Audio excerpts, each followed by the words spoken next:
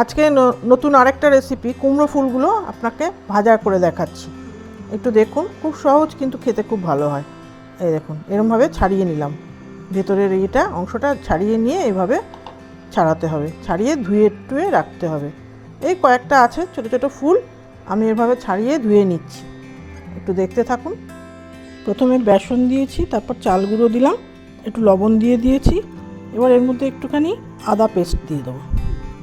এর মধ্যে সামান্য নুন তো দেওয়া আছে, সামান্য একটু চিনি, কালো জিরে, একটু লঙ্কার গুঁড়ো, একটু হলুদ গুঁড়ো, এগুলো দিয়ে সব মিক্স করে নিতে হবে। নিয়ে এবার একটুখানি জোয়ান দিয়ে দেবো। সব দিয়ে এবার ভালো করে মিক্স করে জল ঢেলে দেবো। একেবারে ঘন না, একটু নরম নরম করে, আর একটু জল দিতে হবে। এরকমভাবে পেস্টটা বানিয়ে নিলাম। ঠিক আছে, এবারে এর মধ্যে ডুবিয়ে ডুবিয়ে ভাজতে হবে। কড়া বসিয়েছি, এবারে একটু তেল ঢেলে দিলাম। তেলটা একটু বেশি করে ঢালতে হবে যাতে ডুবে যায় ভাজাটা। একটু গরম হয়ে যাক তেলটা।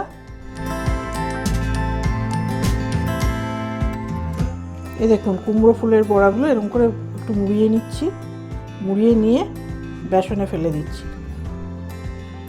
এগুলোও তাই একটু করে মুড়িয়ে নেব। ভালো করে ধুয়ে নিয়েছি, ভেতর টেতর সব ফেলে দিয়ে ভালো করে ধুয়ে নিয়েছি। এবার এরকম করে মুড়িয়ে নিয়ে এবার এরকম বেসনে ডুবিয়ে দেবো। এবার গ্যাসটা অন করে নিই।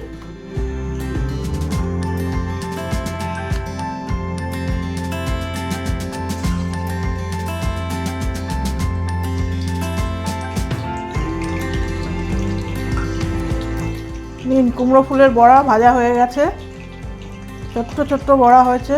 টাটকাই পেরে নিয়ে এসেছি আজকে, গাছে হয়েছিল। তা যদি আপনাদের মনে হয় বেশি হ্যাপা, এত কিছু দেওয়া যাবে না, শুধু বেসন দিয়েও ভাজতে পারেন নুন দিয়ে, বা শুধু বেসন আর চালের গুঁড়ো দিয়েও ভাজা করতে পারেন। খুব সিম্পল। আর এগুলো কালো জিরে জোয়ান যদি মেশাতে না ইচ্ছে হয় না দেবেন, কোনো অসুবিধা নেই। ভীষণ সোজা রেসিপি, খেতেও ভালো। একটু চাল গুঁড়ো দিলে কি খুব মুড়মুড়ে হয়। এ দেখুন কি সুন্দর মুড়মুড়ে হয়েছে। আপনারাও করে খাবেন, বাড়িতে করে দেখুন কেমন লাগে, আমাকে জানাবেন। তারপরে কি করবেন বলুন তো, চট করে সাবস্ক্রাইব করে দেবেন আমার চ্যানেলটাকে, আর লাইক শেয়ার তো করবেন। কমেন্ট করে জানাবেন কেমন হলো।